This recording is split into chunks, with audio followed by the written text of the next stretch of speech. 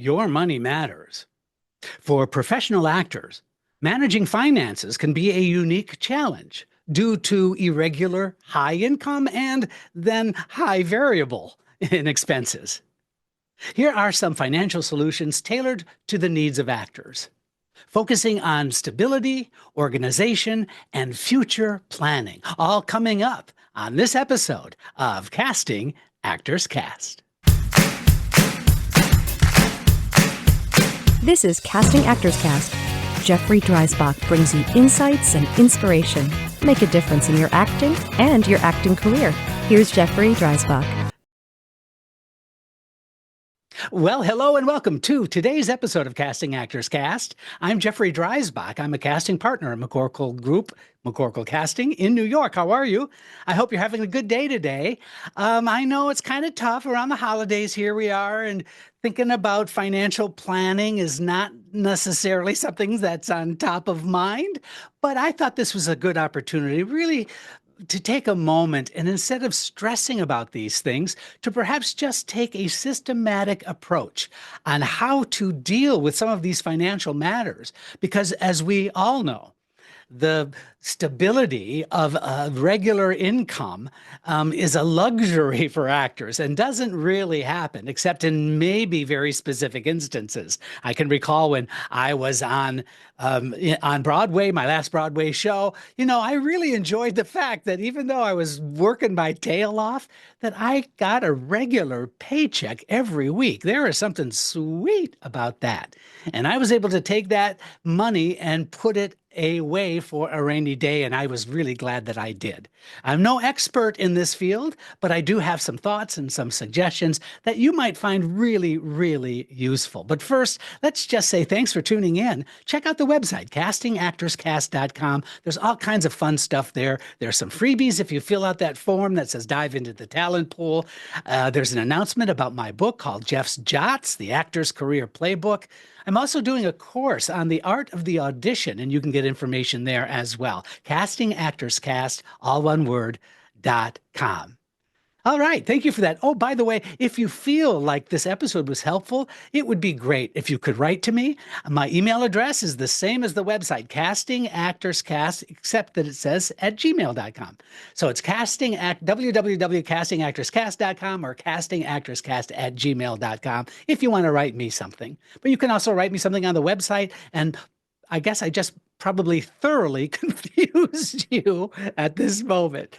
But there's some stuff to check out, and it would really be great if you liked what you're hearing, that you let me know, because that's what keeps me going doing these podcasts. That's kind of the mojo that I work from, is when you let me know that you're out there and that you're enjoying what I'm presenting. So that means a lot. All right, let's talk about this. The first thing that I think is important to do as you take a look at your finances is to establish a budget for variable income. Because the life of an actor is, you might be working for an intense period of time if you're doing a play, for example, and then, crickets. So I think it's important to identify essential versus discretionary expenses. So that's a matter of simply separating your necessary expenses, like your rent, utilities, and insurance, from what I call your discretionary ones, like eating out or shopping, to know what's flexible in lean months. If you know that you could probably sacrifice not eating out quite as much to save some money, that becomes a discretionary budget choice. Also, I think there's value in your ability to set a baseline budget. So that means calculate your average monthly needs and then try to save a few months worth to buffer those slower periods. So you can use budgeting tools, apps. There's some apps out there like You Need a Budget, YNAB, You Need a Budget, or Mint. That can help you track expenses and income, which is especially helpful when it's so unpredictable. So you can rely on some of those resources to help keep it structured for yourself so that it doesn't become an emotional situation. It becomes a practical, pragmatic one. Number two, build and maintain an emergency fund. An emergency fund is just something there when you need it. And my suggestion is to start small, but my thought is to aim for 6 to 12 months worth of expenses and keep that separate. Because the acting profession has, like, cycles of feast and famine. Having a larger emergency fund is just an amazingly helpful peace of mind. And if you could set up an automated savings plan, even if it's just $50 a month, automating transfers to a high yield savings account ensures that you're steadily building this fund without even thinking about it. That's kind of the secret that makes it work. Let's move on from there. Separate business and personal finances. If you open a business bank account, boy, oh boy, this can really make tracking business-related expenses and income far easier than when tax season arrives. Because, the tax thing is just so crazy, especially for actors. And so having something in a single place, a single file, a single location is going to save you so much frustration. Good location saves frustration. Come on now, somebody write that down. That was really good. Here's another suggestion I'm making is to simply apply for a business credit card. Using a dedicated credit card for professional expenses like classes or headshots or even travel, that helps keep everything organized. And you may earn reward points that can benefit your career, like those travel points for auditions. Not a bad way to go. The next suggestion is to diversify income streams. Diversify where that money is coming in, because you have income and then you have outgo. And so if you can diversify some of those income streams, and here's a way to do that, is if you freelance within the industry, you consider skills that you could monetize on the side, such as teaching, coaching, or script reading even, or be a reader for auditions with casting directors. That's a really amazing thing that you can do for yourself, but it's also great to supplement your income. So think outside of the box in terms of your skill set. And if you have several different income streams and you can keep those organized for yourself, you're going to feel so much better about your situation. You're not going to feel victimized by circumstance, that you're really open to all kinds of interesting income streams that can make a difference. I think it's valuable to explore passive income opportunities as well. Now, this could include things like royalties, or even licensing your work or creating content that can generate income on platforms like YouTube or Patreon. Now, a cautionary tale, there's one thing to want to be an influencer, but if you've studied any of those influencers that are literally making some kind of impact financially, you know that it's an awful lot of work. And I would hate for you to set a goal of becoming an influencer with a steady income stream and compromise the point I'm trying to make here. It's really those times when money is all right that you can put it into each of those different categories for future reference, for future support. Moving on from there, I think we should Moving on from there, I think we should prioritize health insurance. And we can explore union benefits so that if you're a member of SAG-AFTRA or a similar guild, Actors Equity Association, whatever, explore your healthcare options. If you're not in a union, check the ACA marketplace for coverage. Consider a health savings account, or HSA, if eligible. An HSA offers tax-free savings from medical expenses. So contributions reduce taxable income and unused funds roll over yearly. Manage debt wisely, focus on high yield debt first. So if you have a credit card debt or high interest loans, honestly, you need to pay those down first. Consider debt consolidation if it would reduce your overall interest. We're going to have more on all of this financial stuff and help you feel better about the future right after this message.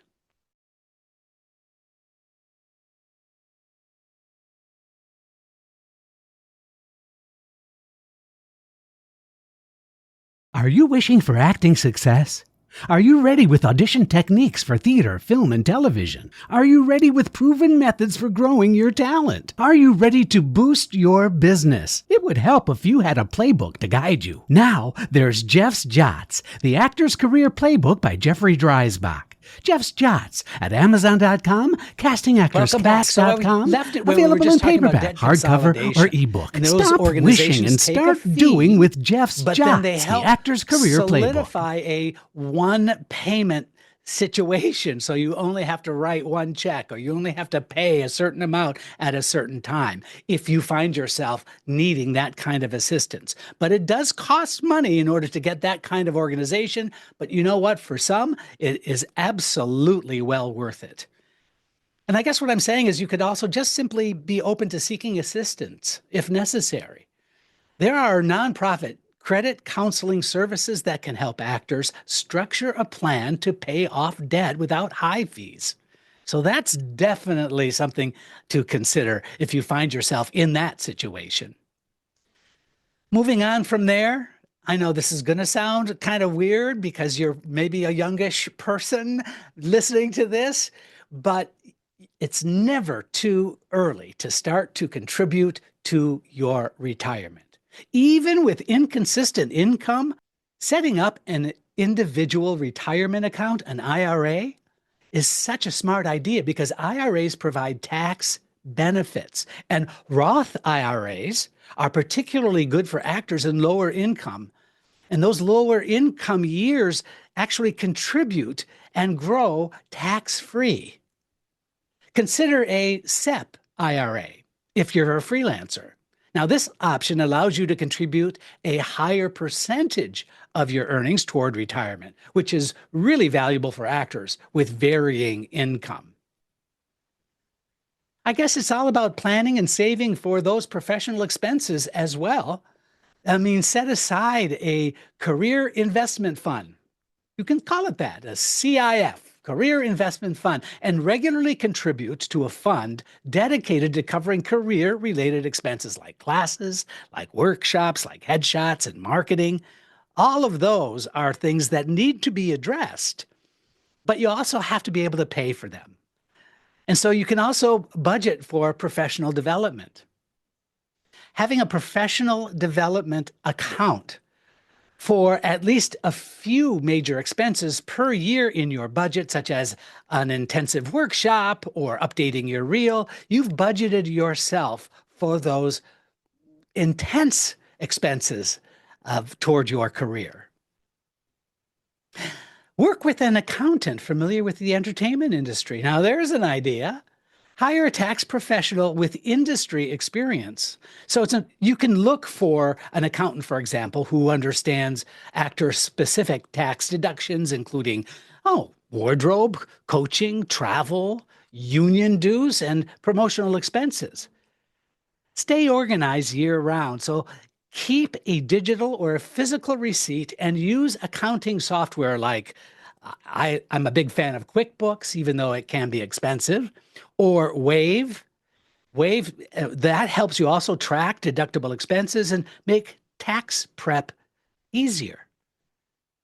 Number 10, I know we're doing like 10 of these, right? Save for downtime and pursue financial literacy.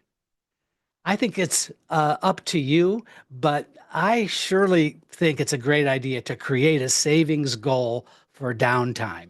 So instead of relying solely on unemployment during those slow seasons, if you could build a dedicated savings fund to cover these periods, and you could simply invest in financial literacy. Consider reading books, taking courses, or consulting with a financial planner who specializes in entertainment industry clients. But by all means, you need to keep investing in your career mindfully. So evaluate the ROI of expenses. The ROI is the return on investment of your expenses, so that before committing to a costly project like a showcase or new headshots or high-priced classes, assess the potential impact on your career. So you can budget for creative work that aligns with your goals, whether it's self-producing a short film or training a new skill, or I don't know, you come up with whatever you think would be useful for you and your career. Plan for these expenses in a way that doesn't compromise your financial stability. What I'm trying to say is, by creating a structured financial plan and setting aside funds for essentials, career development, and emergencies, professional actors can really build a sustainable lifestyle that supports their art while offering a sense of financial security. I know it's challenging. You might not feel you have enough income yet to justify many of these suggestions. But I would love it if you could put yourself in a position of thinking as if you are already successful and start those strategic budgetary moves that can help you feel more comfortable, more confident, and ultimately, you're going to be more successful. Thank you so much for tuning into this podcast. We'll see you next time. You've been listening and watching Casting Actors Cast.